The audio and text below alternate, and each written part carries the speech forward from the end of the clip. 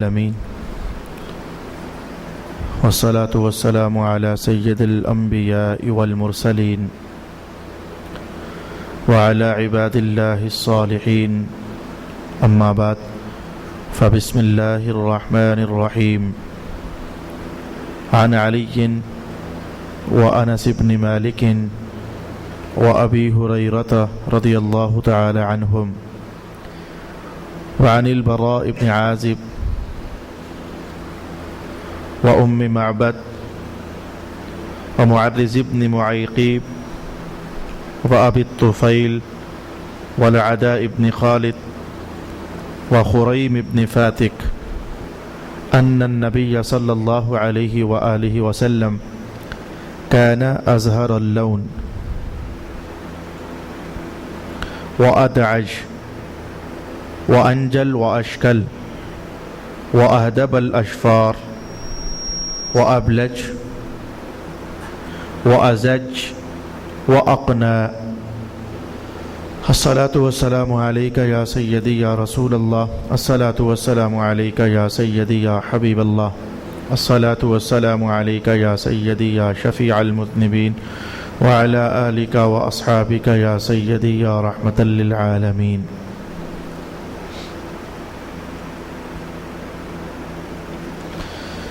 قابل صد احترام دوستوں اور بزرگوں اور بھائیوں اور بالخصوص طلبہ کرام، رمضان المبارک کی صبحوں کی نشستوں میں گزشتہ کئی زمانوں سے یہ عنوان رہا ہے کہ جو طلبہ کرام پڑھنے کے لیے میرے پاس تشریف فرما ہوتے ہیں 7 سالوں کے لیے، انہیں رسول پاک صلی اللہ علیہ وآلہ وسلم کی سیرت اقدس کے حوالے سے ضرور کچھ نہ کچھ پڑھاتا ہوتا ہوں، نصاب کا حصہ ہے۔ اس بار بھی اللہ تعالیٰ کے فضل اور اس کے کرم سے اسی نصابی کارروائی کو نبھاتے ہوئے میرا ارادہ یہ تھا کہ رسول پاک صلی اللہ علیہ وآلہ وسلم کے ولادت باسعادت کے احوال سے لے کر آپ کا بچپن شریف، آپ کا لڑکپن شریف، پھر آپ جوان ہوئے، آپ کے جوانی کے احوال، پھر آپ نے تجارتی منڈیوں میں تشریف آوری کی وہ احوال، پھر آپ کی شادیاں، پھر اعلان نبوت، اور پھر مختلف احکام، نزول وحی، مدینہ شریف کی آپ کی حیات اقدس، الغرض، یہ سب کچھ پہلے طلبہ کرام کو پڑھایا کرتا تھا اور آپ کو بھی انشاءاللہ العزیز پڑھاؤں گا۔ لیکن اس بار جب میں نے اپنے مشائخ سے مشورہ کیا کہ طلبہ کے ساتھ ساتھ لوگوں کو بھی یہ ساری باتیں پڑھاؤں، تو مجھے اس سال کے حوالے سے تو یہ حکم ملا کہ ایسا کریں کہ حضور کی سیرت اقدس ایک وسیع ترین سمندر ہے، اس میں سے کیا بیان کرو گے، کیا چھوڑو گے۔ 25 روزہ یہ سیرت رسول صلی اللہ علیہ وآلہ وسلم پروگرام ہے، تو ایسا کر لو کہ اس بار شفا شریف کی برکات حاصل کرو۔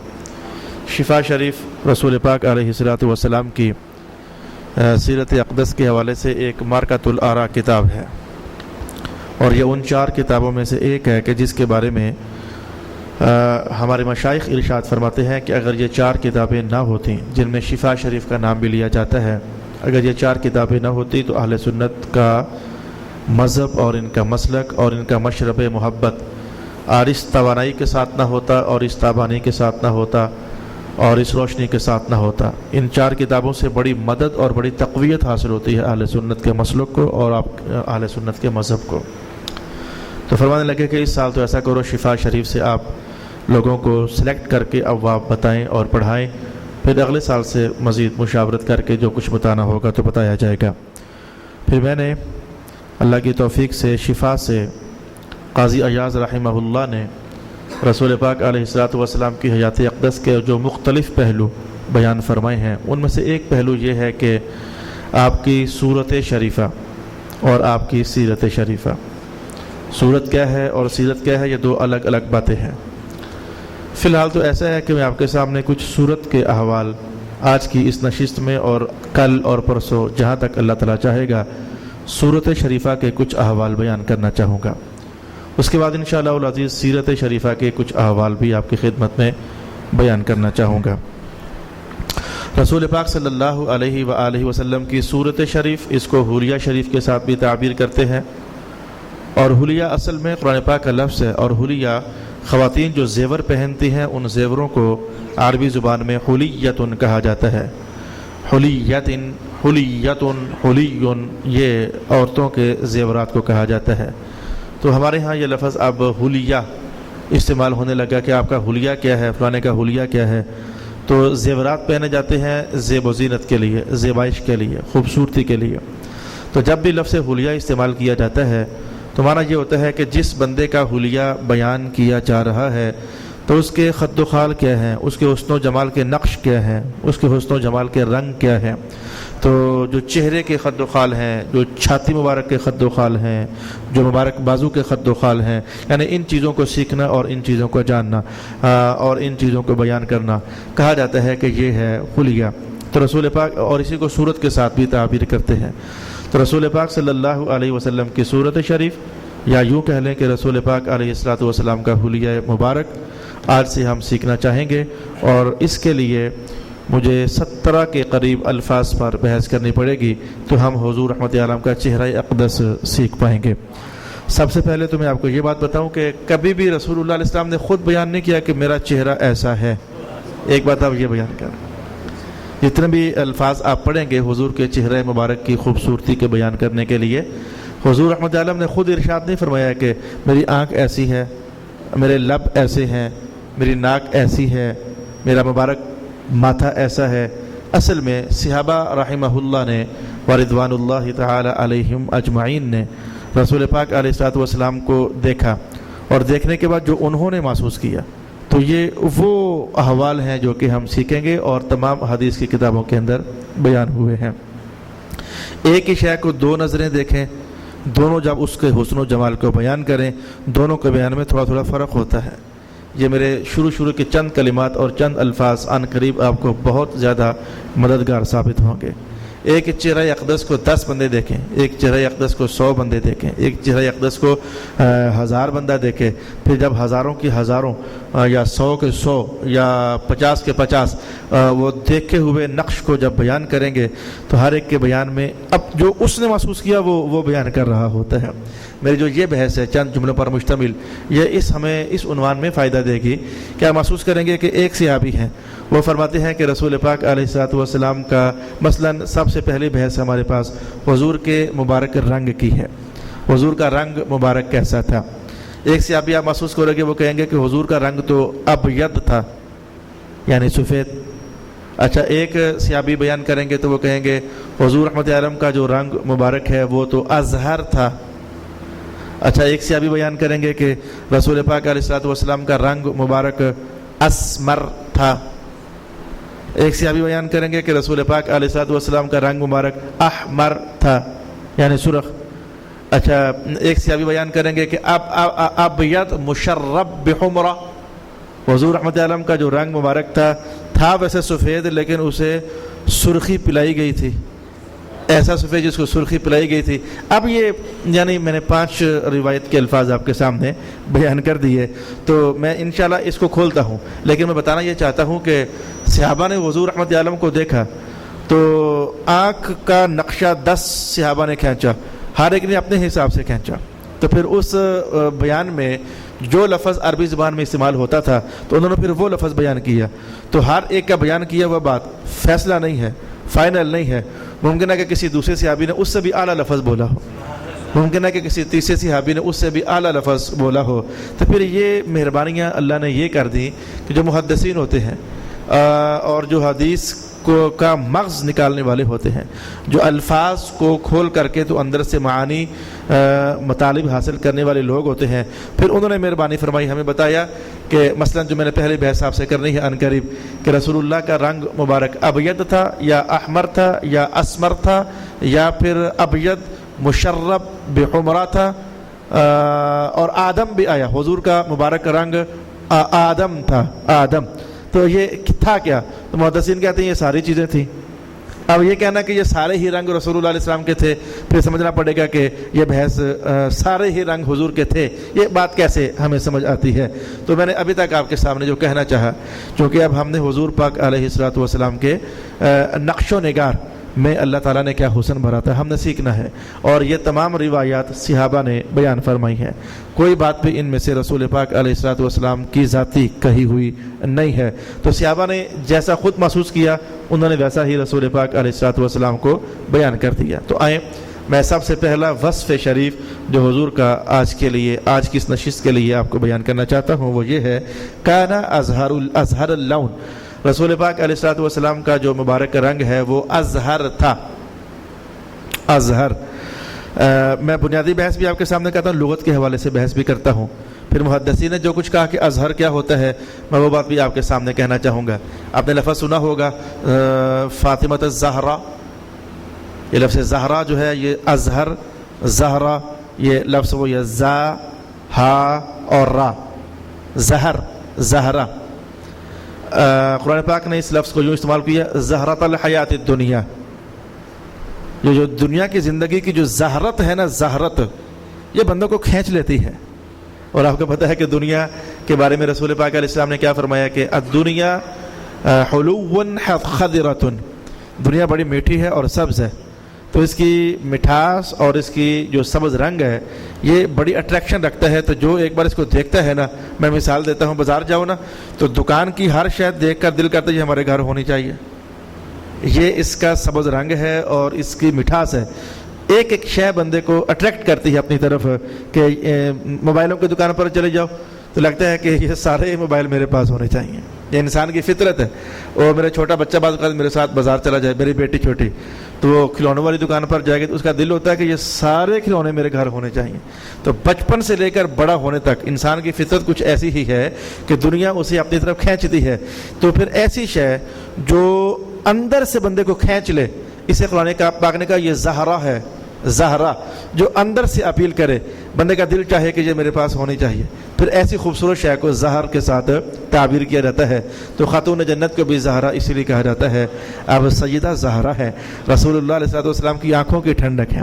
کبھی آپ فرمایا کہ یہ میری آنکھوں کی ٹھنڈک ہے، کبھی فرمایا کہ میرے دل کا ٹکڑا ہے۔ مانا یہ تھا کہ حضور رحمت عالم کا دل محبت کے ہاتھوں جیسے اپنی بیٹی پاک کی طرف کھینچا جا رہا تھا، اور رغبت بڑی تیز ہوئی تھی۔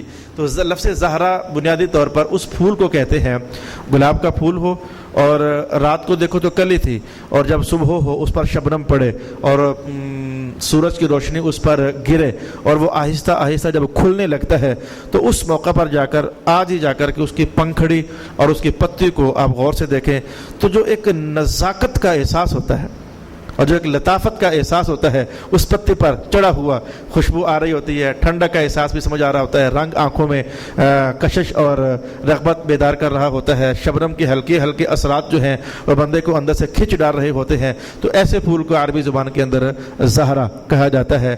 قرآن پاک نے بھی کچھ اسی طرح کا معنی استعمال کیا، اور میں نے لغت کے حوالے سے بھی کچھ اسی طرح کی بات آپ کے سامنے کہنا چاہیے۔ اب سمجھیں، یہ لغت کی بحث کہنے کے بعد یہ جو الفاظ ہیں یہ حضرت انس رضی اللہ تعالی عنہ کے نقل کیے ہوئے ہیں۔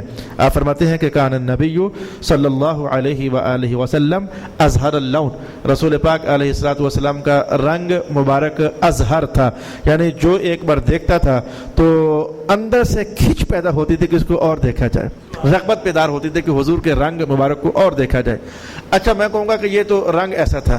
اب میں کہتا ہوں کچھ سبز رنگ ایسے ہوتے ہیں جو کھچ ڈالتے ہیں، کچھ نیلے رنگ بھی ایسے ہوتے ہیں جو کھچ ڈالتے ہیں۔ میں نے بھی موبائل میں قرآن پاک ہے تو اس کے جو فونٹس ہوتے ہیں ان کا کلر چینج کیا جا سکتا ہے، تو میں نے آج کل جو پیج ہے وہ گرین کیا ہوا ہے اور جو اس کے الفاظ ہیں میں نے بلو کیے ہوئے ہیں۔ مجھے اچھا لگتا ہے، میں طبیعت خوش ہوتی ہے جب ایسا قرآن پاک پڑھتا ہوں۔ تو کچھ سبز ہوتے ہیں، کچھ نیلے ہوتے ہیں جو ازہر ہوتے ہیں، کھچ ڈالنے والے ہوتے ہیں۔ یہاں حضور رحمت عالم کے مبارک رنگ کو جو کہا گیا یہ ازہر تھا۔ اب یہ کس رنگ کے ضمن میں ہم کہیں کہ یہ ازہر تھا؟ کیا کوئی سفید تھا تو اس میں جو کشش ہوتی ہے وہ ازہر تھا؟ یعنی ازہر ہونا یہ کوئی ایک رنگ نہیں ہوتا، ازہر کبھی سبز میں ہوتا ہے، کھچ ڈالنے والا کلر، کھچ ڈالنے والا کلر کبھی نیلا ہوتا ہے، کھچ ڈالنے والا کلر کبھی آپ کہہ سکتے ہیں کہ اسکائی بلو ہوتا ہے۔ تو رنگ برنگے کلرز ہوتے ہیں جو ازہر ہوتے ہیں، کھچ ڈالنے والے ہوتے ہیں۔ لیکن حدیث پاک میں جو کہا گیا کہ رسول پاک علیہ السلام کا مبارک رنگ ازہر تھا، اس پر میں آپ کے سامنے صحابہ کے اقوال عرض کرنا چاہوں گا۔ جناب عائشہ فرماتی ہیں کہ ازہر کا معنی ہم تو یہ لیتے ہیں کہ ابید، رسول اللہ علیہ السلام کا مبارک رنگ سفید تھا۔ اچھا یہ ایک قول کیا گیا اور سمجھے ایک قول کیا گیا یا یوں سمجھے کہ مستقل حدیث آ گئی. حضرت عائشہ فرماتے ہیں کہ حضور کا رنگ مبارک سفید تھا. میں حدیث کے الفاظ. حضرت علی فرماتے ہیں کہ صرف سفید نہیں، ابیض مشرب بحمرہ، ایسا سفید تھا جس میں سرخی چھائی رہتی تھی. اچھا میں تیسرے الفاظ جناب انس کے لا رہا ہوں. جناب انس فرماتے ہیں کان ازہر اللون، رسول اللہ علیہ السلام تو ازہر اللون تھے. اسی کی تو ابھی بحث چل رہی ہے ہمارے سامنے. اور چوتھے لفظ بھی جناب انس ہی کے ہیں. آپ خود فرماتے ہیں انہ کان اسمر، رسول اللہ علیہ السلام کا رنگ جو ہے وہ تو اسمر تھا. ابیض بھی واضح ہے سفید، یا پھر یہ کہنا کہ ایسا سفید جس میں سرخی چڑھی ہوئی ہو، تو میں کہتا ہوں یہ بھی کوئی بات سمجھ آتی ہے. اس پر بحث کروں گا میں بھی. یہ بھی بات سمجھ. یہ اسمر کون سا رنگ ہوا؟ اسمر رنگ یہ ہے کہ جس کو آپ کہتے ہیں سکن کلر. ہمارے ہاں اس کو کہتے ہیں گندمی رنگ. گندمی رنگ ایک ہوتا ہے ذرا زیادہ ہی ڈارک ہو جائے، وہ نہیں. گندمی رنگ جس میں گندم کا شیڈ ہو، نرم درجے کی لہر ہو، وہ اصل میں سفید ہی، لیکن گندم کا اس میں شیڈ ہو. اور ہوتا ہے سفید کلر میں. کبھی آپ میں نے ایسے کپڑے دیکھے ہوئے ہیں، کپڑے والے بھی بیٹھے ہوئے ہیں، کپڑے میں نے ایسے دیکھے ہوتے وائٹ ہیں لیکن ان میں بلو ہلکی سی لہر ہوتی ہے، یعنی اسے یا پھر اس میں سبز ایک لہر ہوتی ہے، اسے گرینش پھر کہہ دیتے ہیں. وائٹ ہے لیکن ہے یا گرینش قسم کا وائٹ ہے، اس میں ایک ایسی پھپھوندی سی چڑی ہوتی ہے. ہوتا سفید ہے لیکن مائل با سبز، ہوتا سفید ہے لیکن مائل با بلو. تو اسمر اس رنگ کو کہتے ہیں کہ ہو سفید لیکن اس کے اندر گندم کے رنگ کا لائٹ سا شیڈ ہو، اسے اسمر کہا جاتا ہے. ہمارے سامنے ترتیب کے ساتھ جو حدیث کے الفاظ آئے، ایک لفظ یہ ہے کہ رسول اللہ کا مبارک رنگ سفید تھا. ایک الفاظ ہمارے پاس یہ آئے کہ رسول اللہ کا مبارک رنگ گندمی تھا. ایک ہمارے پاس الفاظ یہ آئے کہ حضور رحمت عالم کا مبارک رنگ تھا سفید لیکن اس کے اندر سرخی کا احساس تھا. یہ تین طرح کے الفاظ اور تین طرح کے کلمات میں نے آپ کی خدمت میں بیان کر دی ہے. اب میں ان کے اندر بیان کرنا چاہوں گا کہ آپ اپنے آپ کو بھی دیکھیں گے تو بات کا سمجھنا آسان ہو جائے گا. حضور رحمت عالم سفید بھی تھے، حضور اسمر بھی تھے.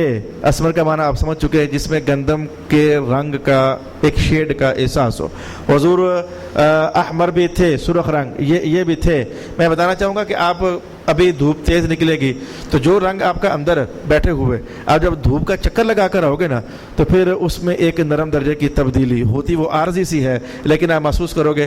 یا پھر میں یوں کہتا ہوں کہ رسول اللہ کی شان جب آپ تقریر فرماتے تھے تو گفتگو فرماتے ہوئے آپ کا لہجہ ہمیشہ نہیں، جب آپ چاہتے عنوان جب ایسا ہوتا تو لہجے میں جب شدت آتی تو صحابہ فرماتے ایسے لگتا جیسے حضور کے رخساروں میں کسی نے انار دانہ نچوڑ دیا ہوا ہو. اب یہ یعنی کچھ رنگ کے اندر تبدیلی آتی ہے اور تغیر آتا ہے لیکن وہ بڑا عارضی سا ہوتا ہے. تو اب میں کہنے لگا ہوں، محدثین نے فرمایا کہ رسول اللہ علیہ والسلام نارمل حالات میں جب ہوتے، یعنی جب چھاؤں میں ہوتے، جب مبارک گھر میں ہوتے تو آپ کا رنگ اس وقت ہوتا تھا سفید. لیکن جناب انس فرماتے ہیں کہ الابیض الامحق نہیں، وہ جو سفید خالص ہوتا وہ نہیں. میں نے ایسے نوجوان دیکھے ہیں کہ جن کا رنگ سفید، ابرو بھی سفید، پلکیں بھی سفید اور سب کچھ سفید، جو اتنا تیز سفید ہوتا ہے وہ نہیں، بلکہ جس کے اندر کچھ ملاحت کا احساس ہو تو وہ سفید رسول پاک علیہ السلام کا رنگ مبارک ہوا کرتا تھا. تو اس وقت میرے ہاتھ میں علامہ خفاجی ہیں، نسیم الریاض. علامہ خفاجی فرماتے ہیں کہ جو رسول اللہ علیہ السلام کا مبارک رنگ سفید تھا، جو کبھی اس میں یہ کہا جاتا ہے کہ یہ سرخ تھا اور کبھی یہ کہا جاتا ہے کہ یہ اسمر تھا. اصل میں جب حضور دھوپ میں تشریف فرما ہوتے تو دھوپ جب اپنا اثر ڈالتی تو اس چہرے پر اس کے اثر سے جو ایک گرمی کا احساس بیدار ہوتا، اس گرمی سے خون کی گردش بڑھتی. خون جب سرکولیٹ کرتا ہے تو لامحالہ سے رخساروں کے اوپر اس کے احساسات بیدار ہو جاتے ہیں. تو حضور جب دھوپ سے ہو کر واپس آتے تو کسی نے اس کو یوں بیان کر دیا کہ یہ اسمر ہوتا ہے اور کسی نے اس کو یہ بیان کر دیا کہ یہ وہ سفید رنگ ہوتا ہے جس میں سرخی کا احساس چھایا ہوا ہے. تو سفید حالت چھاؤں میں رسول اللہ علیہ السلام کا مبارک رنگ سفید ہوتا اور جب دھوپ سے ہو کر تو تشریف لاتے تو دھوپ اپنے کچھ اثرات اس میں چھوڑتی تو پھر آپ کے رنگ کے اندر سرخی کا احساس بھی ہوا کرتا تھا. لیکن حضرت علی رضی اللہ تعالی عنہ فرماتے ہیں کہ یہ جو سرخ رنگ ہے یہ دھوپ والا نہیں ہوتا تھا. حضرت علی فرماتے ہیں یہ سرخ رنگ جو ہے نا یہ دھوپ والا نہیں ہوتا تھا، بلکہ میں آج بھی آپ سے کہوں کہ بعض اوقات ہمارے ماحول کی باتیں ہمیں جلدی سمجھ آ جاتی ہیں. آپ کو اللہ پاک نے جو بیویوں والے ہو تو کیا آپ نے بیویوں کو کبھی تیار ہوتے نہیں دیکھا ہے؟ آج بھی رخساروں کے اوپر غازہ ملا جاتا ہے اور سرخ رنگ ملا جاتا ہے. ہماری جو عورتیں ہیں ان کا تو عارضی ہوتا ہے نا, وہ میک اپ لیتی ہیں بازار سے, تو یہاں رخسار کے اندر اصل میں سفید کے اوپر سرخ رنگ کا ایک ہلکا سا چھٹا لگا دیا جائے تو دیکھنے والے کی نظر خوش ہو جاتی ہے. تو جناب علی فرماتے ہیں کہ اصل میں رب کائنات نے تخلیقاً ہی حضور کے سفید رنگ میں رخساروں کے اوپر خاص کر کے ایک سرخ رنگ کا جیسے چھٹا لگایا ہوا تھا. یعنی وہ اب چھاؤں میں ہوتے تو بھی وہ سرخی سفیدی کے اوپر سرخی نظر آتی ہی ہوتی تھی, اور آپ دھوپ میں ہوتے تو پھر بھی سفیدی کے اوپر سرخی نظر کا ایک احساس ہوا ہی کرتا تھا. البتہ یہ کہا جا سکتا ہے جب رسول اللہ علیہ السلام دھوپ سے ہو کر کے تو اندر تشریف لے کر آتے تھے تو وہ دیکھنے والے کی آنکھ, میں کہتا ہوں کہ آپ لوگ ابھی ہم تیز دھوپ ہوگی تو باہر سے تیز دھوپ کو دیکھ کر کے جب ہم اندر آئیں گے تو وائٹ سی چیز بھی ہمیں ہماری آنکھوں کو دھندلی محسوس ہوتی ہے. وہ شے اصل میں دھندلی نہیں ہوتی ہے, وہ آنکھوں کا احساس اصل میں دھندلا ہوتا ہے. وہ شے ویسے ہی جیسے وائٹ تھی ویسے ہی ہوتی ہے. یہ کتنا غضبناک قول کر دیا علامہ خفاجی نے. فرماتے ہیں کہ یہ جو کہا گیا کہ حضور کا رنگ جب دھوپ سے واپس آتے تو اس میں سفیدی کچھ کم ہو چکی ہوتی تھی. فرماتے سفیدی کم نہیں ہوتی تھی, وہ اصل میں دیکھنے والے کا اپنا احساس ہوتا تھا. اسے ایسے لگ رہا ہوتا تھا کہ رسول اللہ علیہ السلام کی سفیدی میں کچھ اثر واقعہ ہو چکا ہے. تو میں ابھی تک آپ کے سامنے رسول پاک علیہ الصلوۃ والسلام کے مبارک رنگ پر گفتگو عرض کر رہا ہوں. اللہ تعالیٰ قبول فرمائے. مجھے پتہ ہے کہ یہ عنوان بہت بڑا ہے اور اس عنوان کے سامنے میں بہت ہی چھوٹا ہوں, اور مجھے گفتگو کا اس طرح سلیقہ بھی نہیں ہے, اور وہ سارے ادب آداب جو ملحوظ خاطر رہنے چاہیے وہ بھی سارے کے سارے میرے پاس نہیں ہیں. اللہ تعالیٰ قبول فرمائے. جو بھی ٹوٹے پھوٹے الفاظ ہیں, میں گھر سے بھی نکلا ہوں تو دعا کر کے نکلا ہوں. اللہ تعالیٰ سرور کائنات کا حسن و جمال بیان ہونے جا رہا ہے. اب میں کیا بیان کروں گا اور میں کیا بیان کر سکتا ہوں؟ میری مدد ہی ہو جائے تو اسی کے اندر مجھے عافیت نظر آتی ہے. اب جب کہ میں نے آپ کے سامنے ابھی یہ کہا کہ آپ کا مبارک رنگ تھا تو سفید, لیکن جب دھوپ سے ہو کر واپس آتے تھے دھوپ کے اثرات اس میں دیکھنے والا محسوس کرتا تھا. جب میں نے یہ بات کہی ہے تو محدثین کہتے ہیں کہ ہم نے بات سمیٹنی تو نہیں ہے, ہم بات کی کھوج لگائیں گے. وہ بات کی کھوج لگائیں گے. کہتے ہیں یہ آپ نے کیا کہہ دیا کہ حضور کے چہرے اقدس پر دھوپ پڑتی تھی, یہ آپ نے کیا کہہ دیا؟ حالانکہ حدیثوں میں تو ہم نے یہ بات پڑھی ہے کہ رسول اللہ جدھر جدھر جاتے تھے تو بادل سایہ کیا کرتے تھے. اور یہ جو حدیث آپ میں ابھی الفاظ آپ سے کہے ہیں یہ حضور کے معجزات کے حوالے سے آپ نے سنے بھی ہوں گے کہ حضور رحمت عالم جدھر تشریف لے کر جاتے تھے تو بادل آپ پر سایہ کیا کرتے تھے. جب بادل سایہ کیا کرتے تھے تو پھر دھوپ کے پڑنے کا تو امکان نہیں ہے. جب دھوپ پڑنے کا امکان نہیں ہے تو پھر یہ کہنا کہ جب حضور دھوپ سے ہو کر آتے تھے تو پھر آپ کا مبارک رنگ سامورا ہوتا تھا, اسمر ہوتا تھا, یہ بحث ہمیں کچھ سمجھ نہیں آتی ہے.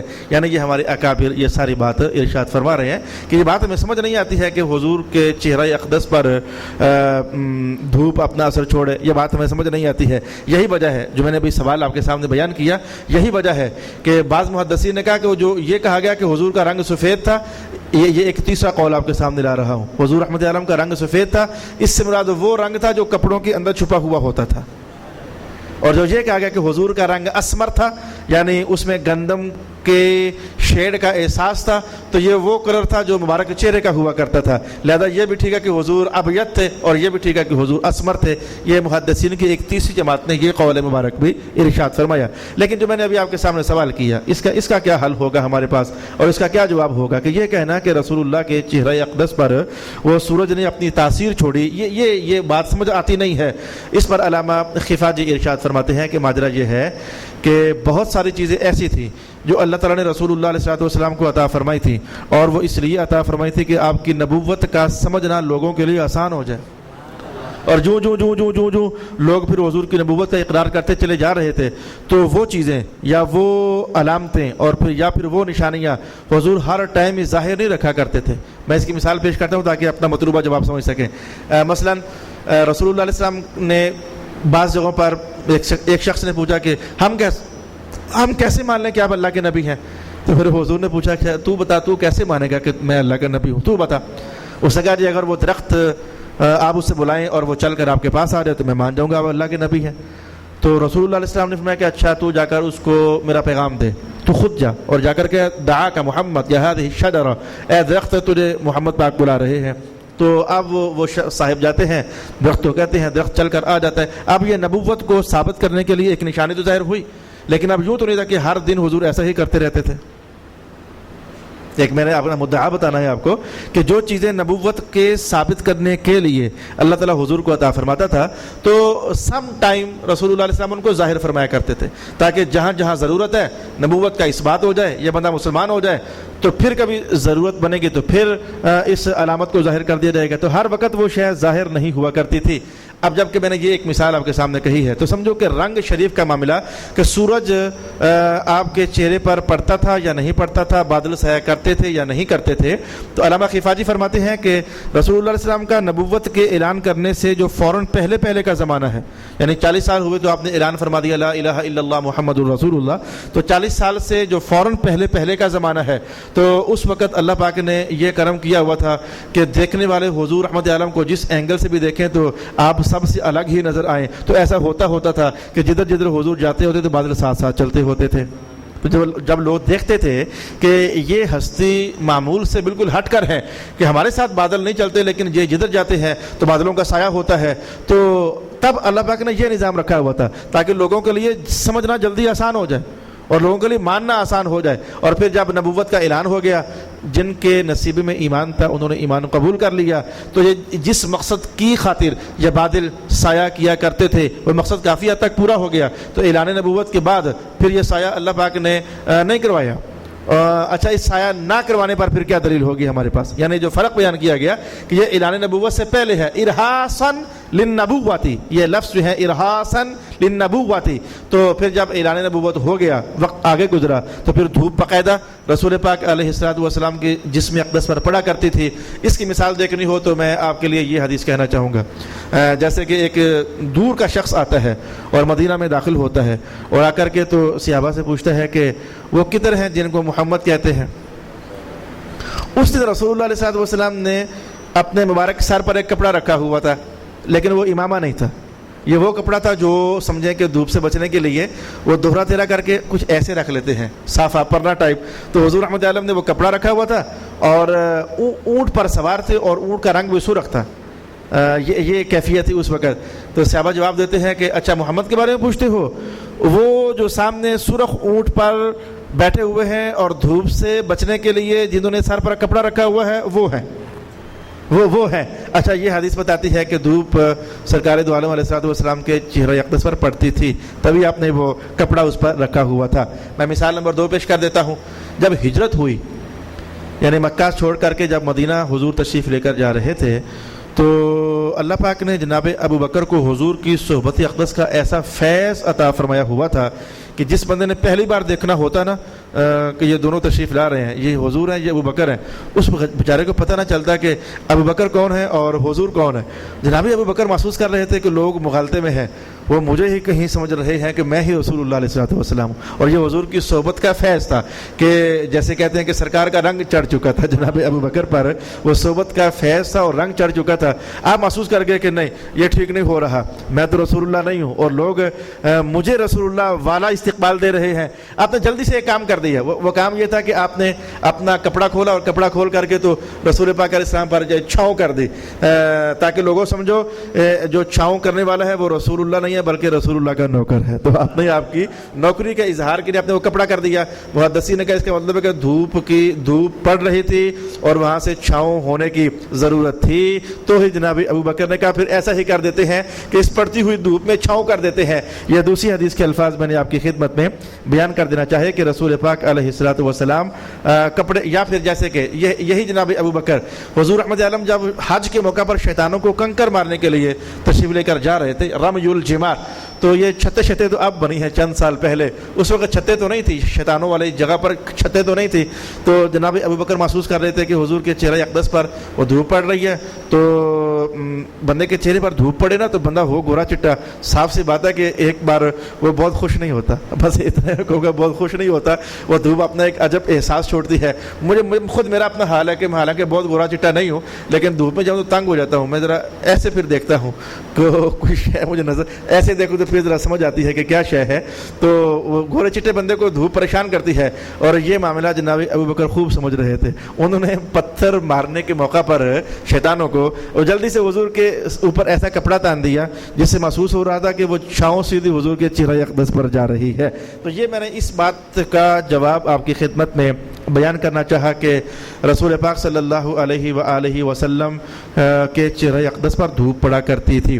اب مجھے پتا کہ بات پھیل سکتی ہے, بات کو میں سمیٹنے لگا ہوں. آج میں نے صرف رسول اللہ علیہ السلام کی 5 وصفیں بیان کرنی تھی, لیکن 5 نہیں, ایک ہی پر ہماری گفتگو چل رہی ہے.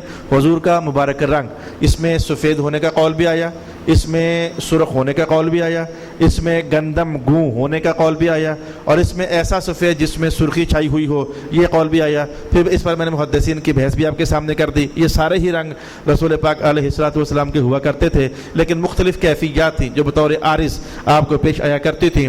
اب اس پر جو دلچسپ ترین بات ہے نا, وہ یہ ہے کہ ابھی ہم نے پڑھا کہ جناب انس فرماتے ہیں کہ حضور ایسے سفید نہیں تھے جو امحق ہوتے ہیں, یعنی چٹے سفید جس میں سرخ ڈورا ایک بھی نہ ہو, جس میں گندمی شیڈ کا احساس بالکل نہ ہو. حضور ایسے سفید نہیں تھے, بلکہ ایسے سفید تھے کہا جا سکتا ہے کہ جس میں یا تو سرخی کا احساس تھا, یا کہا جا سکتا ہے کہ جس میں گندمی شیڈ کا احساس تھا. ایسے سفید تھے. علامہ خفاجی کہتے ہیں کہ اگر کہا جائے کہ یہ سفید رنگ حسن و جمال کا عروج ہے, تو پھر رب کائنات نے تو جنت میں کچھ اور فرمایا ہے, کأنہ نبیض مکنون. وہ جو سفید رنگ کی حوریں ہیں, رب کائنات نے کہ وہ انڈوں کی طرح سفید ہیں. تو یہ کہنا کہ حضور کا رنگ یعنی جو انڈوں والی سفیدی والا رنگ ہے وہ نہیں تھا, بلکہ اس میں سرخی کا احساس تھا, یا پھر یہ کہ اس میں گندم کا احساس تھا. حالانکہ جنت میں تو اللہ نے جو کمال حسن بیان کیا رنگ کے اعتبار سے, وہ کہا بیض مکنون, یعنی وہ تو سفید انڈوں کی طرح حورے ہیں. تو لگتا ایسے ہے کہ جنت میں جو رنگ کا کمال ہے وہ سفید انڈے کی طرح سفید ہونا, یہ جو رنگ ہے یہ زیادہ انسانی آنکھوں کو خشک کرنے والا ہے اور ٹھنڈا کرنے والا ہے. اگر وہ کمال ہے انڈے والا رنگ سفید, اگر وہ کمال ہے تو پھر حضور کو یہ کیوں دیا گیا, اور اگر یہ کمال ہے پھر جنت میں وہ کیوں رکھا گیا. یعنی اب محدثین کی بحث کسی اور طرف چلی گئی. انہوں نے کہا کہ اصل میں سفید رنگ کون سا ہے جو آنکھوں کو خوش کرنے والا ہے, جو سب سے اعلیٰ اور چوٹی کا سفید رنگ ہے, رسول اللہ کو وہ دیا گیا. بحث یہ چل رہی ہے. تو فرماتے ہیں کہ حضور کا جو سفید رنگ تھا وہ انڈے والا جو سفید رنگ ہوتا ہے وہ تو نہیں تھا, اس میں یا سرخ احساس تھا یا اس میں گندم کا احساس تھا. اگر یہ سفید رنگ جس میں سرخی کا احساس ہو یا جس میں گندم کا احساس ہو, اگر یہ رنگوں کی دنیا میں کمال ہے, تو پھر جنت والوں کو یہ کیوں نہیں دیا گیا؟ اور اگر جنت والی حوروں کو انڈوں والا سفید رنگ دیا گیا, وہ کمال ہے, تو پھر اللہ پاک نے حضور رحمت اللہ علیہ کو یہ کیوں دیا ہے؟ اگر وہ کمال تھا تو ادھر بھی وہی ہوتا, اور اگر یہ کمال تھا تو حوروں کا بھی رنگ یہی ہوتا. یہ بالکل عجیب و شان بحث ہے جو کہ کر دی ہے. لیکن جتنا سوال دلچسپ ہے اتنا جواب بھی دلچسپ بھی ہے اور سادہ بھی ہے اور فوراً سمجھ آنے والا بھی ہے. آپ کو پتہ ہے کہ مختلف غذائیں انسانی وجود میں مختلف اثر ظاہر کرتی ہیں. آپ سرخ مرچوں کے ساتھ روٹی کھا لو تو کھاتے کھاتے ہی آپ کے پسینے بھی چھوٹ جائیں گے, اور آپ کی آنکھیں پسینے سے شرابور ہو جائیں گی, اور آپ کا چہرہ سرخ ہو جائے گا. غذا آپ نے ایسی کھائی نا, اور اگر وہی آپ اچار کے ساتھ روٹی کھا رہے ہو تو کچھ بھی آپ پر وہ کھانے پینے کا اثر ظاہر نہیں ہوگا. آپ دال کے ساتھ روٹی کھا رہے ہو تو سرخ مرچوں والا اثر ظاہر نہیں ہوگا. تو علامہ خفاجی کہتے ہیں اصل ماجرا یہ تھا, ایک ہے دنیا اور ایک ہے جنت. تو دنیا کی غذائیں اپنی ہیں, جنت کی غذائیں اپنی ہیں. خفاجی فرماتے ہیں دنیا کی غذائیں اپنی ہیں اور جنت کی غذائیں اپنی ہیں. تو دنیا کی غذائیں کھائیں تو جو سفید رنگ نکھر کر سامنے آتا ہے وہ یہی تھا جو رب کائنات محمد مصطفیٰ کو عطا فرمایا ہوا تھا. اور جنت کی غذائیں استعمال کی جائیں تو جو سفید رنگ نکھر کر ادھر سامنے آتا ہے تو جنت والوں کے لیے وہ رنگ وہ تھا جو کہ رب کائنات نے ادھر رکھا ہوا تھا. وہ اس طریقے سے محدثین نے ان دونوں باتوں کو قرآن پاک اور حدیث کو ملا کر کے دو بات کرنے کی کوشش کی ہے. صلی اللہ علی حبیبہ محمد وعلی آلہ واصحابہ اجمعین. وقت ہمارا پورا ہو گیا ہے. میں نے تقریباً 30 منٹ کی گفتگو کرنی تھی, تو آج ہوا صرف یہ ہے